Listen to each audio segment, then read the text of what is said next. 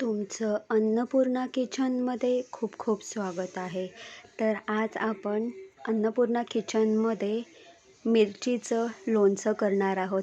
तर तुम्ही बघितलं असेल की याच्या आधी आपण छान मस्त कैरीचं लोणचं, त्यानंतर कैरीचा गोळंबा, त्यानंतर कैरीचं पन्हं बघितलं होतं.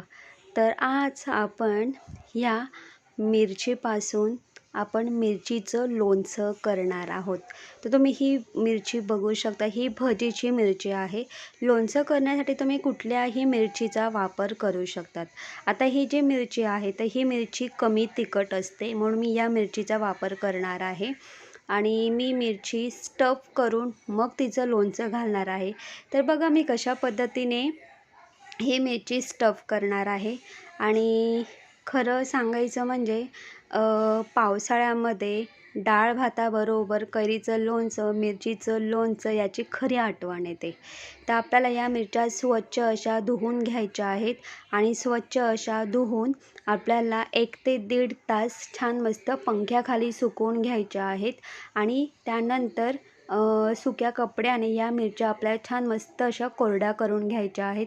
त्यानंतर या मिरचीला आपल्याला मध्यभागी अशी चीर पाडायची आहे आणि चीर पाडल्यानंतर या ज्या मधल्या बिया आहेत मिरचीच्या त्या सगळ्या आपल्याला काढून टाकायच्या आहेत. आता ते काढण्यासाठी बघा आपण काय करणार आहोत. इथे मी चमचा घेतलेला आहे आणि चमच्याचा जो शेवटचा टोक असतो, म्हणजे खालचा जो टोक असतो, बॅक साईडचा नाही, जो खालचा जो टोक असतो त्या टोकाने आपल्याला या बिया अशा पद्धतीने काढायच्या आहेत. तर मी अशा पद्धतीने या मिरच्यांच्या ज्या बिया आहेत अशा पद्धतीने काढून घेतलेल्या आहेत. आणि अजून एक गोष्ट सांगेल, ही मिरची कमी तिखट जरी असली तरी आपले हात तिखट होतात. तर त्यासाठी काय करायचं आहे, आपल्याला सर्वप्रथम हाताला ऑइल लावून घ्यायचं आहे. आणि हाताला ऑइल लावून घेतल्यानंतर तुम्ही या मिरचीच्या आतल्या बिया काढा. चीर पाडून तुम्ही स्पूनच्या साहाय्याने काढू शकतात. तर तुम्हाला हाताने काढायच्या असतील तर तुम्ही आधी हाताला ऑइल लावून घ्या आणि मगच तुम्ही हाताने बिया काढा, जेणेकरून हाताला तिखटपणा असा जाणवणार नाही.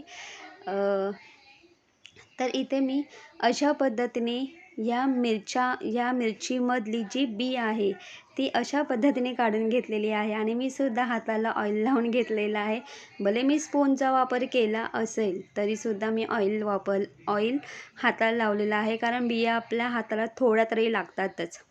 तर इथे मी अशा पद्धतीने एका मिरचीचे 2 भाग केलेले आहेत, कारण या मिरच्या थोड्या मोठ्या आहेत म्हणून. तर अशा पद्धतीने ज्या बाकीच्या मिरच्या आहेत तर त्यासुद्धा मी मध्ये चीर पाडून त्यातल्या बिया काढून आणि एका मिरचीचे मी असे 2 भाग करून घेतलेले आहेत. आणि एका साईडला तुम्ही बघू शकता मी 2 मिरच्या अगदी बारीक कट करून घेतलेल्या आहेत आणि एका साईडला मी लसूण पाकळ्या घेतलेल्या आहेत 7 ते 8. एका साईडला मी मोठा गॅस केलेला आहे आणि मोठ्या गॅसवरती मी इथे ऑइल गरम करायला ठेवलेलं आहे. आणि इथे मी गॅस बंद केलेला आहे, कारण आपलं ऑइल गरम झालेलं आहे, बऱ्यापैकी गरम झालेलं आहे, त्यामुळे मी गॅस बंद केलेला आहे. आता हे जे ऑइल आहे आपल्या पूर्णपणे थंड होऊन द्यायचं आहे. तर आपल्याला फ्राय पॅन घ्यायचा आहे आणि इथे मी 50 ग्रॅम राईची डाळ घेतलेली आहे. आणि ती राईची डाळ आपल्याला छान मस्त अगदी 4 ते 5 मिनटं मंद गॅसवरती भाजून घ्यायची आहे.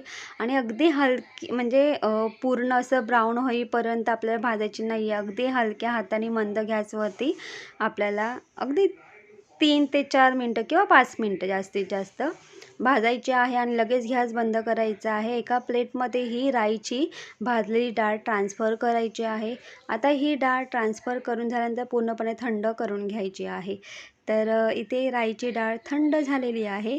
तर तुम्ही इकडे एका साईडला बघू शकता मी मीठ घेतलेलं आहे 2 छोटे चमचे, त्यानंतर हिंग घेतलेला आहे 2 चमचे आणि 2 चमचे मी लाल तिखट घेतलेली आहे. आता माझ्याकडे मिरच्या कमी आहेत त्यानुसार मी मीठसुद्धा 2च चमचे घेतलेलं आहे.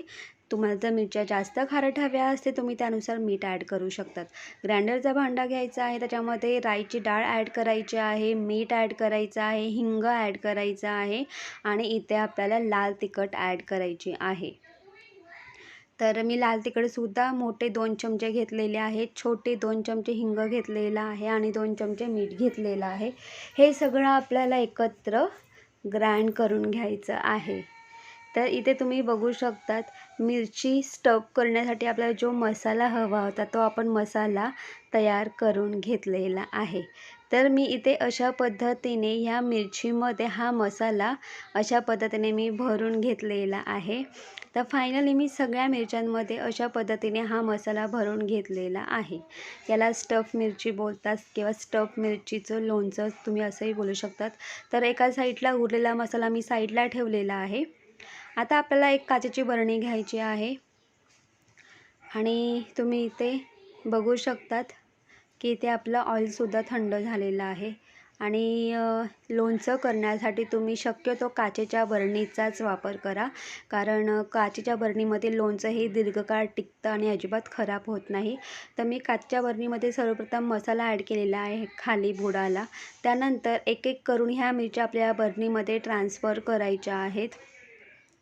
तर मी ते अशा पद्धतीने एक एक करून या मिरच्या अशा पद्धतीने ट्रान्सफर करून घेतलेल्या आहेत. आता अर्धी बरणी झाल्यानंतर इथे मी लसणाच्या 3 ते 4 पाकळ्या ॲड केलेल्या आहेत. त्यानंतर बारीक चिरलेली मी मिरचीसुद्धा ॲड केलेली आहे. आणि तुम्ही यामध्ये जर तुम्हाला लसूण नको असेल तर तुम्ही ते स्किप करू शकतात, पण लसूण पण छान मस्त या तेलामध्ये मुरतो आणि खूप छान लागतो. पुन्हा आपल्याला मसाला ॲड करायचा आहे थोडं स्प्रिंकल करून वगैरे, आणि पुन्हा त्याच्यावरती आपल्याला या मिरच्या ठेवून घ्यायच्या आहेत. त्याच्या बाकीच्या उरलेल्या ज्या मिरच्या आहेत तर मी ते अशा पद्धतीने मिरच्या ठेवून घेतलेल्या आहेत. तर आता आपल्याला काय करायचं आहे, मी इथे स्टफ केलेल्या सगळ्या मिरच्या या बरणीमध्ये ट्रान्सफर केलेल्या आहेत. त्यानंतर पुन्हा 4 ते 5 लसूण पाकळ्या ॲड केलेल्या आहेत आणि बारीक चिरलेली मिरची ॲड केलेली आहे. आता आपल्याला काय करायचं आहे, पुन्हा सर्वात शेवटी आपल्याला उरलेला जो मसाला असतो तो सगळा यामध्ये ॲड करून टाकायचा आहे. तर अशा पद्धतीने मी पूर्ण मिरच्या या बरणीमध्ये ट्रान्सफर करून घेतलेल्या आहेत. आता इथे आपलं ऑइल पूर्णपणे थंड झालेलं आहे.